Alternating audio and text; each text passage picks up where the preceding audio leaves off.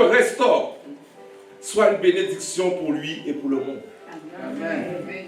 Dieu te restaure, il me restaure, mais ce n'est pas pour rester assis dans une chaise. Dieu a dit à Abraham, Abraham, je te bénirai. Ça, c'était pour Abraham. Et après, il dit à Abraham, je ferai de toi des nations. Ça, c'est universel, la promesse universelle. Et la promesse personnelle, Dieu nous a sauvés. C'est personnel. Amen.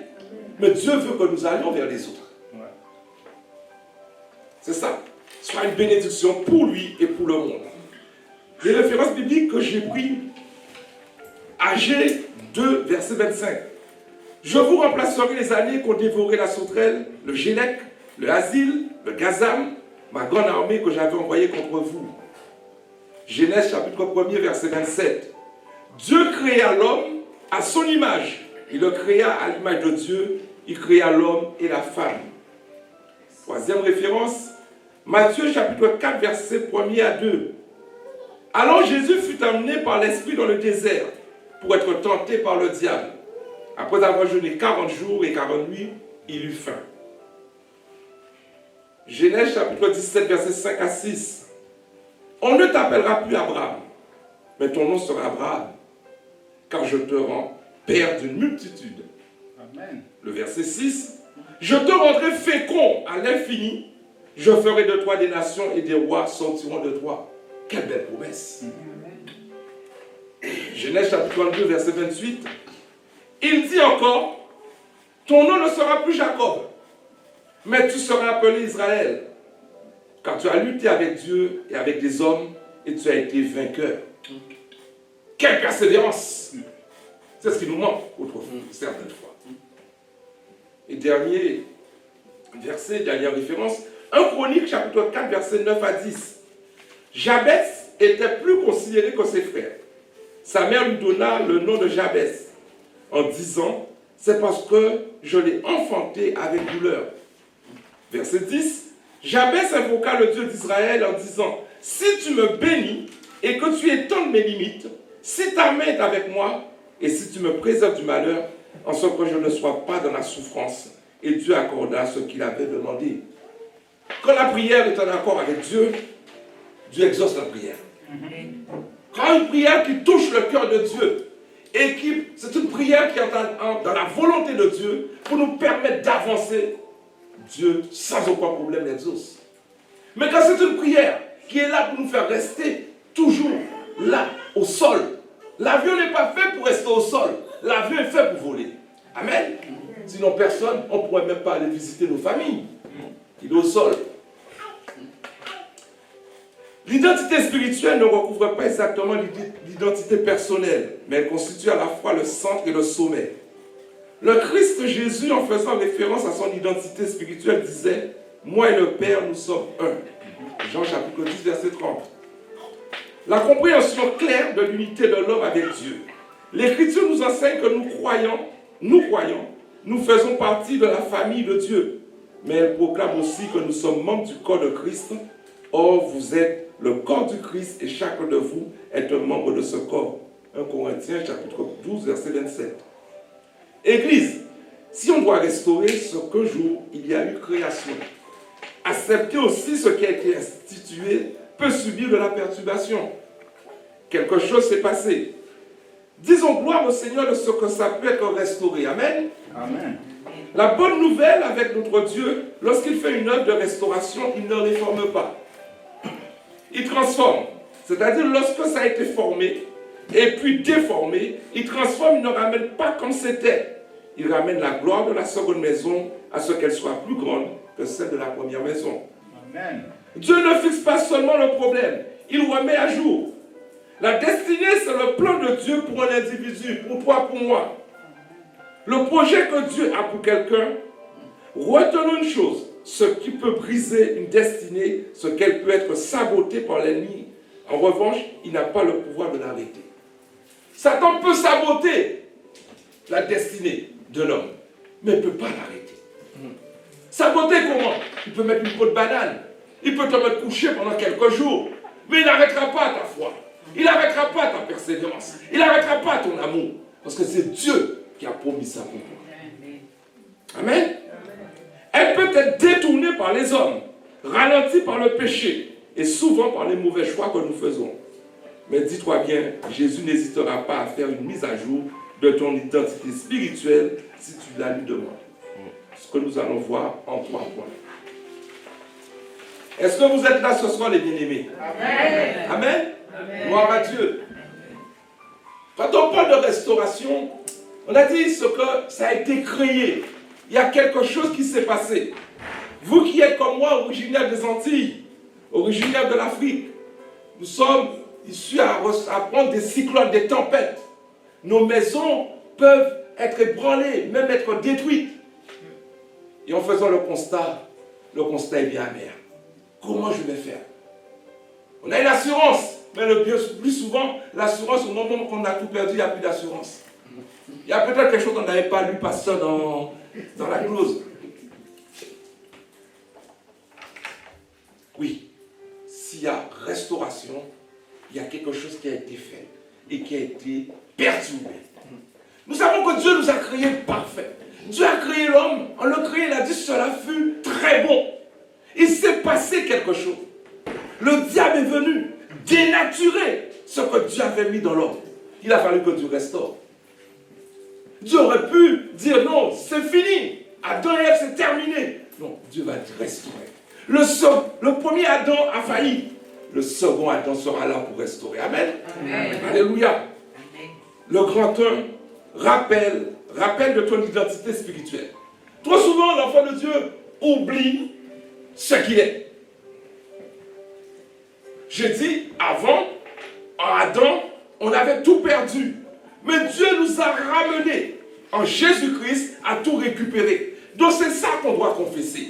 C'est ça, c'est cela, c'est cet homme nouveau. La création nouvelle qu'on doit proclamer, qu'on doit annoncer. Les gens doivent voir la lumière. Nous sommes la lumière du monde. Le sel de la terre. Souvent on pense que le sel, ça consiste seulement à mettre dans le manger. Le sel autrefois avait une valeur. Ça coûtait cher autrefois. Le sel servait aussi parce qu'il n'y avait pas de réfrigérateur. Je me rappelle chez moi, on n'avait pas ça, réfrigérateur. On était trop pauvres pour en avoir ça. Mon frère Mathieu. Ouais. Mais c'est mon père, quand on tuait un cochon, il prenait du sel. Il salait pour tenir la viande, contre la putréfaction, pour ne pas être pourri. Oui, le sel. Dans ce monde, le monde manque de sel, les bien-aimés. Le monde est amer. On faisait partie de ce monde amer. Mais béni soit Dieu. Dieu nous a pris. Et dit nous sommes le sel de la terre. Pour que nous puissions saler le monde, donner du goût au monde. La lumière. Est-ce qu'on peut cacher une lumière en dessous d'une table? La salle, elle sera dans le noir. Vous êtes des lumières. Il faut que vous soyez vus dans ce monde. Amen. C'est ce que Dieu nous rappelle ce soir. Rappelle de ton identité spirituelle. Dès la première page des Écritures, nous trouvons des vérités sur notre identité qui nous relient à notre Créateur. Nous sommes faits pour être une relation étroite avec Dieu. Aimer Dieu et aimer notre prochain, qui est également créé à l'image de Dieu. Créé à l'image, c'est avoir l'identité de Dieu. Cela signifie aussi que Dieu nous a donné la responsabilité d'être ses représentants dans le monde, les gardiens de sa création. Amen. Genèse chapitre 1, verset 27. Premièrement, nous sommes couronnés de gloire et d'honneur. Tu ne la vois pas, cette couronne, mais tu as une couronne sur ta tête. Tu es couronné de gloire et d'honneur. Parce que Dieu a dit, faisons l'homme à notre image. Tu es né, tu es fait à l'image de Dieu. Dieu, Jésus-Christ, il est roi. Il a une couronne. Donc la couronne, c'est pour toi, c'est pour moi. Nous sommes couronnés de gloire et d'honneur. David s'adressa à Dieu au sujet de sa création en disant, tu l'as couronné de gloire et d'honneur. Le psaume 8, verset 6. Nous sommes des êtres remarquables et merveilleux. Mais Satan te dira, non, mais tu n'es pas merveilleux. Tu es malheureux. Tu n'es pas belle. Tu n'es pas beau. Tu n'as rien. Non, Dieu te dit ce soir, tu es un être remarquable et merveilleux. Amen. Dieu est un bon créateur. David dit, je te loue de ce que je suis une créature si merveilleuse. Alléluia. Psaume 139, verset 14. Tu es une créature si merveilleuse. Troisièmement, nous sommes aimés de Dieu. Tu es aimé de Dieu, ma soeur. Tu es aimé de Dieu, mon frère. L'Écriture nous dit que l'œuvre rédemptrice de Dieu pour le monde s'est accomplie par amour pour nous. Dieu a tant aimé le monde. Jean chapitre 3, verset 16. Nous sommes des créations nouvelles. Les choses anciennes sont passées. Même si quelqu'un vient, j'aime bien le dire, quelqu'un vient pour fouiller la poubelle, pour faire monter les odeurs mauvaises. Oui, tu as vu ce que tu étais auparavant. Je sais. Mais dis-moi ce que je suis aujourd'hui. Et si tu es dans la capacité de me le dire, c'est parce que toi, tu n'as pas changé. Tu restes à l'ancien. Oui. Mais quand quelqu'un qui est en Christ, il voit le progrès. Il voit ce qui est passé. Il voit la restauration. Amen. Amen. Nous sommes des créations nouvelles. Paul écrit, si quelqu'un est en Christ, il est une nouvelle créature. Les choses anciennes sont passées. Voici, toutes choses sont devenues nouvelles. 2 Corinthiens chapitre 5, verset 17. Nous sommes des enfants de Dieu. Satan nous met le doute le plus souvent. Il a dit à Ève, Dieu a-t-il réellement dit, avec tout ce que tu fais, tout ce que tu dis, tu es enfant de Dieu? Oui, je ne suis pas parfait, je le suis. Je suis, parce que Dieu l'a dit. Et Dieu n'est pas venu pour les parfaits. Ils sont où les parfaits ce soir-là? J'ai un collègue qui s'appelait Parfait. Parfait, son prénom. Il n'était pas si parfait que ça. Mais on lui donne des prénoms comme ça. Oui. Nous sommes des enfants de Dieu. Dans la réalité de la nouvelle création, Dieu ne nous a pas acceptés de loin, mais il nous appelle ses enfants. Mais à tous ceux qui l'ont reçu, il a donné le pouvoir d'être enfants de Dieu. C'est Dieu qui le dit. Il nous a donné le pouvoir. On n'était pas enfants de Dieu, on était créatures. Mais on le devient. Un enfant, il y a de la consécration pour l'enfant. Il y a de l'attention pour l'enfant. Il y a un regard bienveillant pour l'enfant. Dieu a un regard bienveillant pour vous. Amen. Là où vous êtes rejetés, ne vous inquiétez pas. J'ai une soeur qui m'a envoyé un message ce soir. Elle est complètement à plat. Elle a dit, ma soeur, c'était le moment de me dire, viens me chercher. Passe à la station essence. Quand la voiture n'a plus d'essence, tu fais quoi? Tu passes à la station. Viens à la station essence, là, tu vas voir. Tu vas repartir au quinquet. Le plein va être fait. Amen. Alléluia. Amen. Nous sommes membres du corps du Christ. Paul évoque cette identité dans 1 Corinthiens chapitre 12, verset 27. Or, vous êtes le corps de Christ et chacun de vous est membre de ce corps. Il fait partie du corps de Christ. Et Christ a besoin de tous ses membres, les bien-aimés. Prions pour les membres qui se sont décrochés, pour les membres qui sont partis. Prions pour qu'ils reviennent au corps de Christ. Ne les regardez pas en disant, ah, ils sont partis, tant pis pour eux. Non, non, Seigneur, ramène-les. Ramène-les pour que le corps soit complet. Amen. Amen. Oui, nous sommes les membres du corps de Christ. Nous sommes l'œuvre de Dieu. Paul écrit, car nous sommes son ouvrage et été créés en Jésus-Christ pour de bonnes œuvres que Dieu a préparées d'avance afin que nous les pratiquions. Tu penses que cela vient de toi? Cela ne vient pas de toi. Non. Cela ne vient pas de moi. Cela vient du Père. Amen. Et avant même que nous puissions le connaître, il avait déjà préparé cela. Quel miracle! Amen. On a un grand Dieu extraordinaire, les bien-aimés. Moi, je ne connaissais pas Rose. Je ne connaissais pas l'épouse de notre serviteur. On ne se connaissait pas. Et sans Christ, on serait passé l'un à côté de l'autre.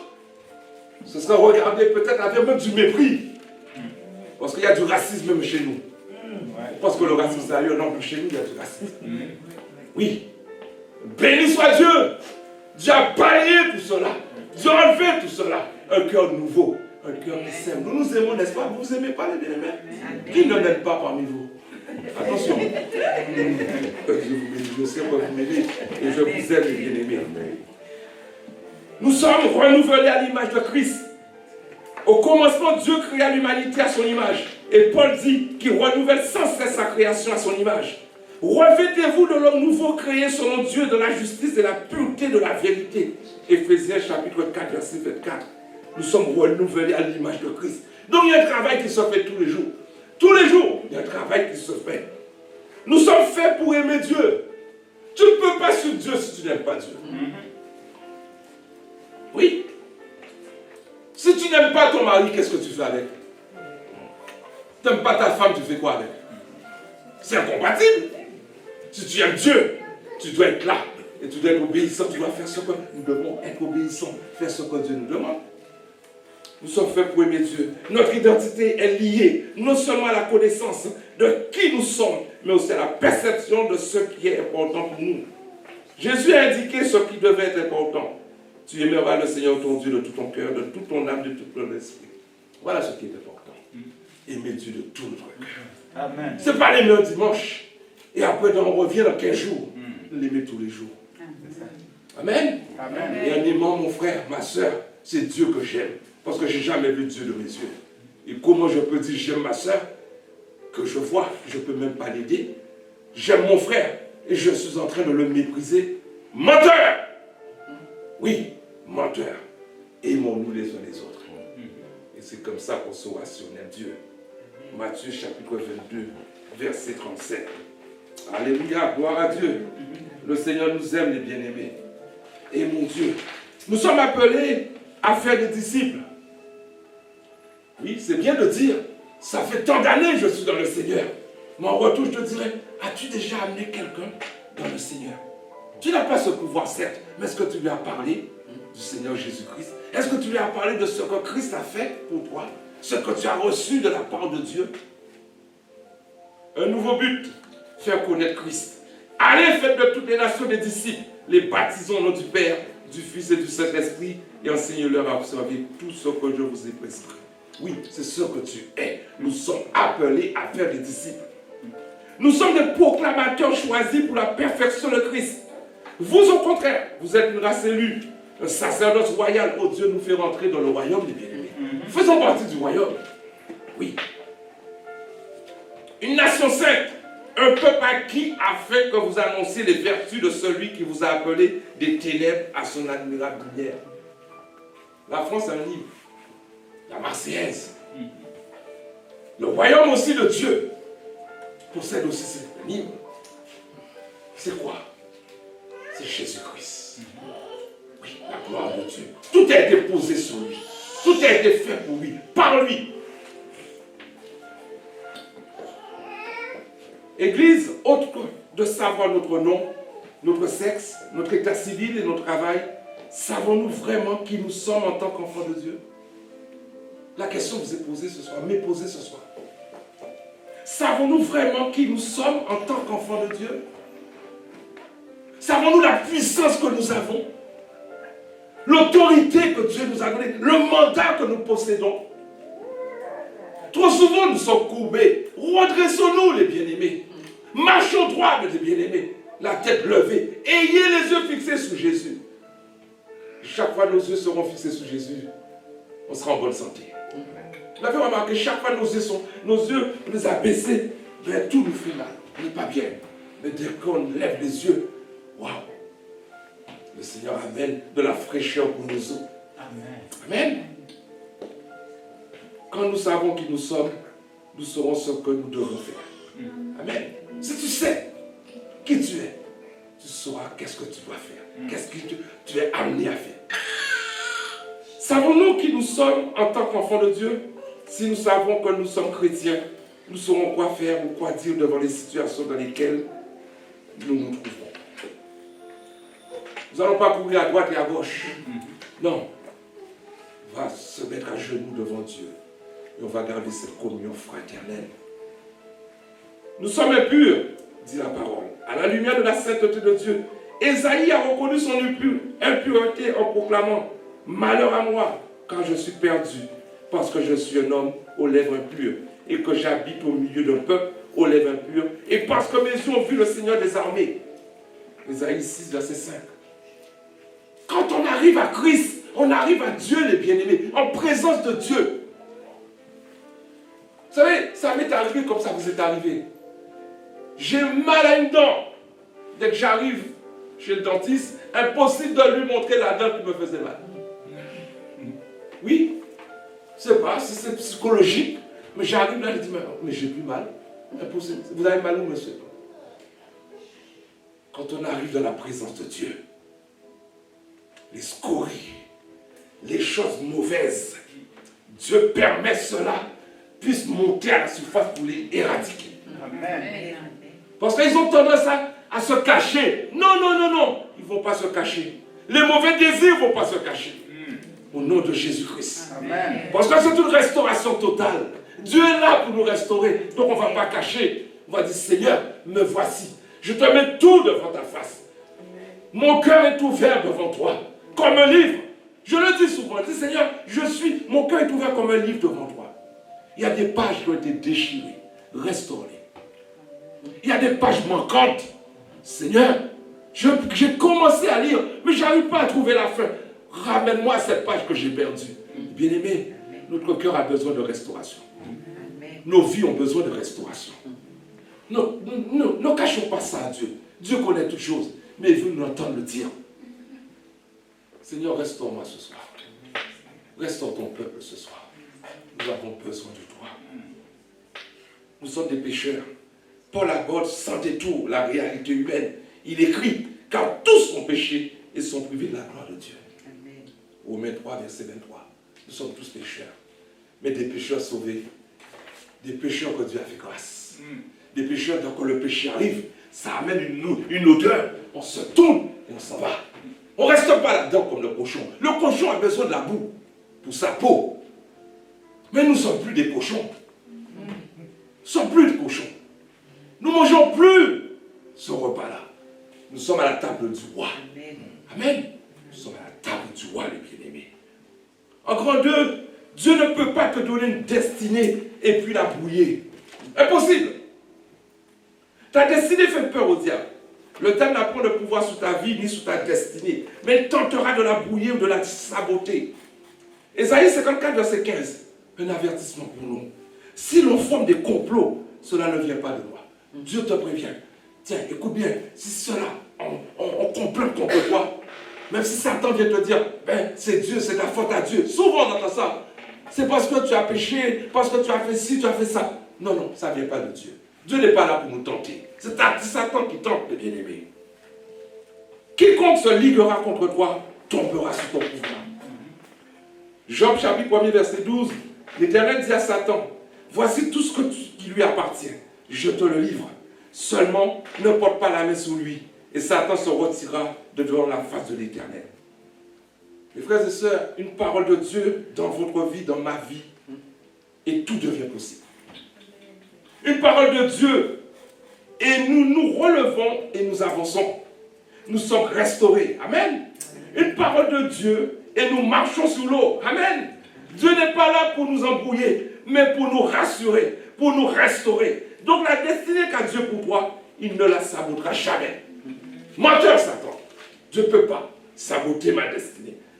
La force de Satan, Satan a une force, c'est de faire quoi qui n'existe pas. De se faire oublier. Ou s'il existe, qu'il n'est pas si méchant qu'on voudrait le faire croire. Il est aussi le père du mensonge. Il est appelé l'adversaire, l'accusateur. Le mot diable signifie également faire manquer le but. Son intention, oui, il a une intention, est de nous cribler, nous déstabiliser, afin que nous n'ayons plus Jésus comme notre raison d'être, notre salut, notre joie, et de nous faire croire que tout ne vient pas de Jésus. Amen. Le danger, c'est d'être dans l'ignorance spirituelle. Souvent, certains pensent à tort que Satan est absent de leur vie. Le diable, ils n'en ont pas conscience, comme s'il n'était pas là.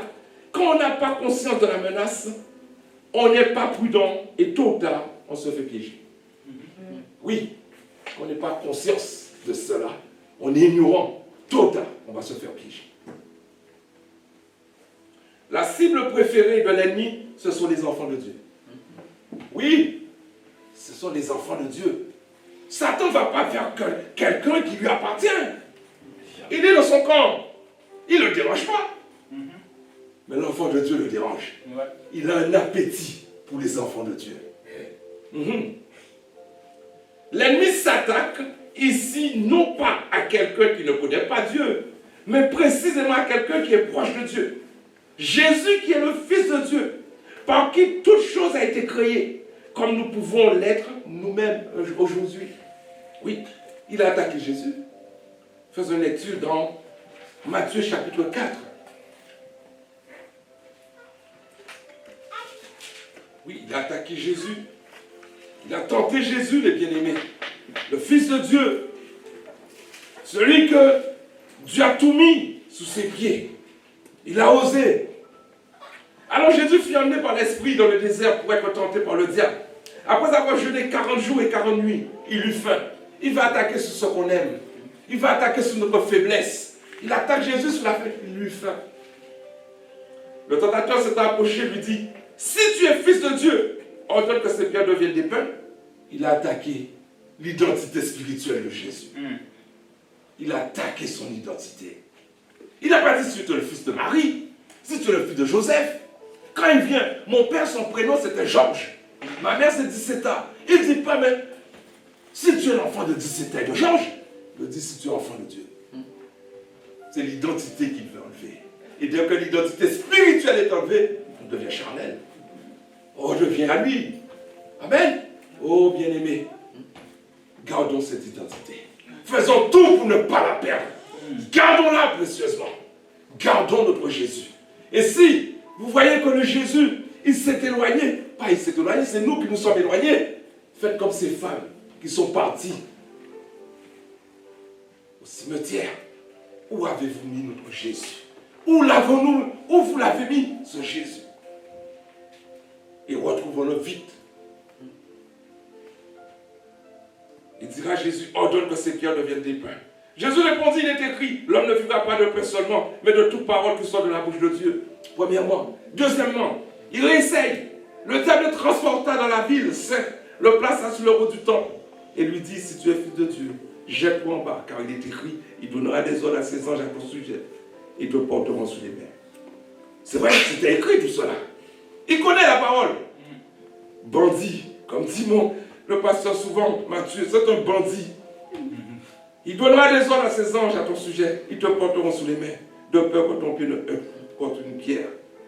Jésus lui dit, il est écrit aussi, tu ne tenteras point le Seigneur ton Dieu. C'est tac au tac, parole contre parole. Alléluia, j'aime ça. Le diable le transporta encore sur une montagne très élevée. Oh, pourquoi une montagne? Le but, l'amener au ciel, mais le ciel est fermé pour le diable. Il ne peut pas aller plus loin. Le ciel est fermé pour lui. Amen, alléluia. Il a été jeté, il a été viré du ciel. Oui, une montagne très élevée. Lui montra tous les royaumes du monde et leur gloire. Et il lui dit, je te donnerai toutes ces choses si tu te prosternes et m'adores.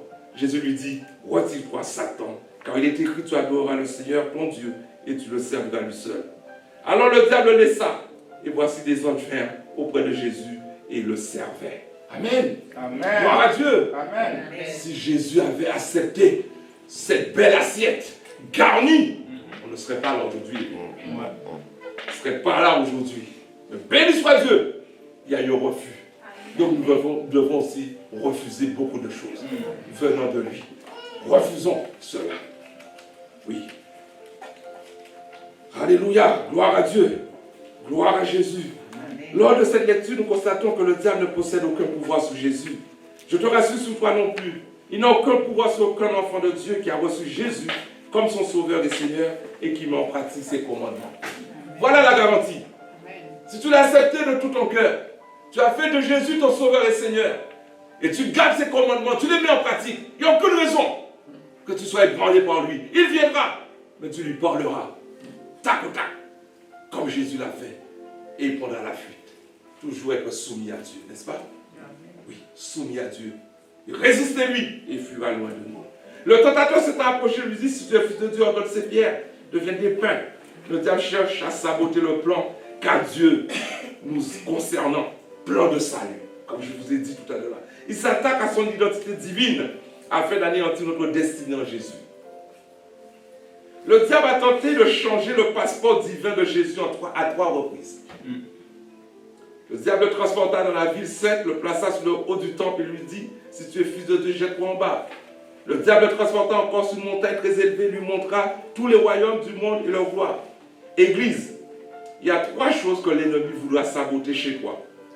Premièrement, changer le pain qui est la parole, la nourriture de ton âme, en te rendant paresseux pour que tu ne puisses pas la méditer. T'es laissé à toutes sortes de livres, sauf à la Bible. Quand il a dit à Jésus, transforme ses pains en pierre. Il voudrait que la parole de Dieu sorte de ta vue, que tu puisses la ranger. Oui, elle devienne poussiéreuse. Comment tu pourras lui répondre? Comment tu pourras lui faire face? Impossible. Si tu ne prends pas la notice pour voir comment la télévision marche, tu ne pourras jamais la mettre en marche. Nous avons la notice. Deuxièmement, vouloir toucher au temple. Il a amené Jésus sur le temple. Il veut toucher au temple. Il veut toucher au temple, il veut dire quoi? Le temple que tu es, le temple du Saint-Esprit. Oui, que tu es. Afin que tu attristes le Saint-Esprit qui vit en toi, par lequel tu as été scellé, et dès qu'il est attristé, continue à l'attrister. Il part et tu deviens charnel. Beaucoup de chrétiens, même au sein de l'Église, est devenu charnel le plus souvent. Ils n'ont pas pris soin du Saint-Esprit. Le Saint-Esprit, ça se soigne. Le Saint-Esprit, on prend du soin. C'est une personne. Dieu a mis en nous. C'est Dieu lui-même. Il faut le soigner. Il faut prendre soin de lui. Oui, quand vous mettez vos belles robes, mesdames, vous en prenez soin. Messieurs, on prend soin de vos costumes. Prenons soin. On a plus que le costume. Ça, c'est l'extérieur. Mais ce qui est en nous, le cadeau de Dieu, le don de Dieu, prenez soin. Amen. Ne le ramenez pas n'importe où. N'allez pas avec le Saint-Esprit n'importe où. Il y en a certains qui disent, mais Saint-Esprit, tu permets, je te laisse à la maison, mais j'y vais. Non, non, non, les bien-aimés. Non. Là où sera ton cœur, là où sera ton trésor. Amen. Troisièmement, il cherchera à toucher à ta montagne de prière. Il a amené Jésus sur une montagne élevée. Il cherchera à toucher à la montagne de notre prière. À ce que tu ne puisses plus prier et que tu deviennes sec. Oui, sec. À la montagne de ta prière. Là, il veut supprimer ça. Toi, peut-être qu'il te levait tôt le matin. Maintenant, tu ne te lèves plus. Le sommeil t'a gagné. Il a touché à la montagne de ta prière. Toi qui te mettais dans ta chambre pour prier, tu fermais la porte. Maintenant, c'est des prières expéditives. Seigneur, donne-moi une bonne nuit, alléluia, gloire à Dieu, c'est fini. Non, il a touché à la montagne de ta prière. Église, comme Jésus, résistons au diable et il fuira loin de nous. Soumettons-nous donc à Dieu, résistons au diable et il fuira loin de nous. Jacques, chapitre 4, verset 7. Troisième, grand 3. L'heure de ta restauration a sonné. 1 Chronique, chapitre 4, verset 9 à 10. Jabès n'était plus considéré que ses frères. Sa mère lui donna le nom de Jabès en disant, c'est parce que je l'ai enfanté dans la douleur. Verset 10, Jabès invoqua le Dieu d'Israël en disant, si tu me bénis et que tu étends mes limites, si ta main est avec moi et si tu me préserves du malheur, en sorte que je ne sois plus dans la souffrance. Et Dieu accorda ce qu'il avait demandé. Quelle identité personnelle, quel nom, quelle identité. Oh, j'aime bien ce petit chant qui dit, oh, alléluia. Dans les cieux et sur la terre, il n'est aucun nom plus doux, aucun nom que mon cœur préfère, au nom de Christ mort pour moi. Quel beau nom, quel beau nom, porte loin de l'éternel. Quel beau nom, quel beau nom, que celui d'Emmanuel, que celui de Jésus-Christ. Quel beau nom. Jabès n'avait pas un beau nom, mais nous connaissons quelqu'un qui a un beau nom, c'est Jésus-Christ. Quel beau nom. Le nom de Jésus qui délivre, le nom de Jésus qui guérit. Il n'y en a pas d'autre, ni dans le ciel, ni sous la terre, ni sous la terre. Jabès avait un nom. Jabès signifie souffrance, douleur, malheur, nom choisi par sa mère. Dans la culture israélite, un nom et sa signification étaient très importants. 8 jours après sa naissance, comme c'est la coutume, cet enfant a reçu ce nom, qui démontrait que sa maman était loin d'oublier les douleurs de l'enfantement, qui avait inspiré ce prénom étonnant. Pour Jabès, porter un nom pareil, il n'était pas triste. Imaginons comme on devait se moquer de lui à l'école, dans la ville où il habitait, au travail. Pensez-vous qu'une jeune femme aurait le désir de se marier avec quelqu'un qui s'appelle douleur, souffrance, malheureux? Jabès aurait pu être fataliste en disant, puisque mon nom est pénible, ma vie entière est obligée de souffrance et douloureuse. Jabès aurait pu dire, comme beaucoup d'entre nous, je cite, tout est prédestiné, tout est écrit d'avance. Le destin veut qu'il soit ainsi. Mon nom est pénible, ma vie le sera ainsi. Dieu ne pouvait pas ne pas restaurer Jabès. Dieu ne peut pas ne pas te restaurer ce soir. Laissez Jabès dans une telle situation, car c'est un enfant de la maison descendant de Juda. 1 Chroniques chapitre 4, verset 1er, il dit, fils de Juda, Pérez, Etzron, Carmi, Hur et Shobal. Il donne les descendants. D'où vient Jabès? Jabès fait partie de la famille. Toi, tu fais partie de la famille de Dieu. Christ t'a racheté. Tu fais partie du plan de Dieu. Tu es un enfant de Dieu.